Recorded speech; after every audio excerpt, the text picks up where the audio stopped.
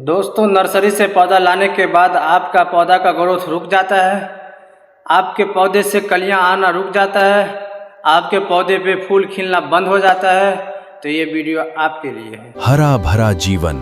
Welcome है आपके अपने चैनल हरा भरा जीवन में। दोस्तों, आज की इस वीडियो में हम बात करने वाले हैं कि नर्सरी से पौधा लाने के बाद जब हम नर्सरी से पौधा लाते हैं तो हमारा पौधा ठीक ठाक होता है, ग्रोथ भी बेहतरीन होता है, फूल भी उस पर आता है, लेकिन बाद में वो रुक जाता है, फूल भी आना बंद, ग्रोथ भी बंद। तो इस वीडियो के अंदर में हम बताएंगे एक ऐसी फर्टिलाइज़र जिसको अगर आप इस्तेमाल करते हैं, ये गर्मी में भी और ये बारिश का मौसम स्टार्ट हो गया है, तो ये बारिश के मौसम में भी आपके पौधे के लिए ये बेस्ट होगा।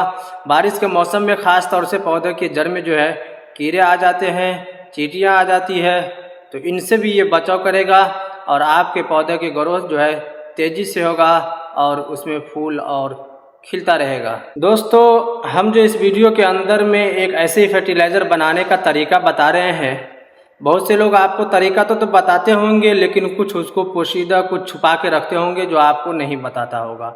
और जो आज मैं आपको टिप्स देने जा रहा हूँ, ये नर्सरी वालों का छुपाया हुआ खजाना है, जिसको नर्सरी वाले यूज़ करते हैं। चाहे बारिश हो, गर्मी हो, ठंडी हो, हर मौसम में उसका पौधा का ग्रोथ तेज़ी से होता है, उसमें फूल भी खिलता रहता है। और जो मैं ख़ास बात, सबसे बेहतरीन और खुशी की खुशखबरी वाली बात, जो मैं ये फर्टिलाइज़र बताने वाला हूँ, ये फर्टिलाइज़र आप हर एक पौधे में यूज़ कर सकते हैं बिला डाउट।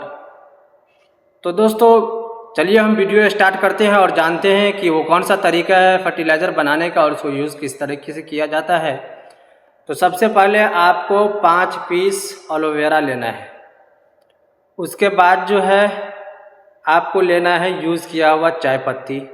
कितना लेना है चाय पत्ती? 100 ग्राम यूज़ किया हुआ चाय पत्ती लेना है। उसको चाय पत्ती को अच्छी तरीके से पहले उसको धो दें, धोने के बाद आप उसको सुखा दें। उसके बाद जो है तीसरा नंबर पे हम लेंगे इसमें आलू का छिलका। कितना? 1 मुट्ठी। उसके बाद लेंगे आप प्याज का छिलका। कितना? 1 मुट्ठी। लेने के बाद ये तीनों चारों चीज़ को जो है 1 लीटर पानी में 2 दिन के लिए छोड़ देंगे। 2 दिन के बाद ये हमारा लिक्विड बनकर रेडी हो जाएगा। अब उसको इस्तेमाल किस तरीके से करना है? क्या डायरेक्ट हम उसको अपने पौधे में डाल देंगे? नहीं, आपको डायरेक्ट नहीं डालना है, बल्कि आपको इसमें 5 से 6 लीटर एक्स्ट्रा पानी मिलाना है और उसके बाद जो है आप अपने पौधे में डाल सकते हैं। छोटा पौधा में ½ लीटर, बड़ा पौधा में 1 लीटर डालें। अगर और भी ज़्यादा बड़ा है तो 1.5 लीटर डालें, पौधे के हिसाब से डालें। उसके बाद जो है आपको एक और तरीका बता रहा हूँ इस्तेमाल करने का। इसमें इस्तेमाल इस तरीके से करना है, गुड़ाई कर देना है सबसे पहले, उसके बाद जड़ में डालना है। उसके बाद जो है आप उसको स्प्रे भी करें। इससे क्या होगा, आपके पौधे में की पत्तियां जो है वो खूबसूरत लगेगा देखने में, हरा भरा लगेगा देखने में, चमकदार लगेगा देखने में। बरसात के मौसम शुरू हो चुका है, इस मौसम में आप ये फर्टिलाइज़र का स्प्रे ज़रूर करें और अपने पौधे के जड़ में ज़रूर डालें, लाजिम डालें। 1 मरतबा आजमाएं और उसको 15 से 20 दिन में 1 मरतबा यूज़ करना है। डेली यूज़ नहीं करना है। 15 डाल दिए हैं आज, तो 15 दिन के बाद फिर उस फर्टिलाइज़र को हम इस्तेमाल करेंगे। ये तरीका है डालने का, ये तरीका है बनाने का। अगर इस तरीके से आप बनाते हैं, इस तरीके से अगर जिस तरीके से मैंने बताया है उस तरीके से यूज़ कर रहे हैं, तो आपका पौधा का ग्रोथ रुकेगा नहीं और फूल भी खिलता रहेगा, चाहे बरसात का मौसम हो या गर्मी का मौसम हो। उम्मीद करता हूँ कि ये वीडियो आपको पसंद आई होगी। अगर पसंद आया है तो लाइक, कमेंट, शेयर करें और अपने चैनल हरा भरा जीवन को सब्सक्राइब करना ना भूलें। Happy gardening.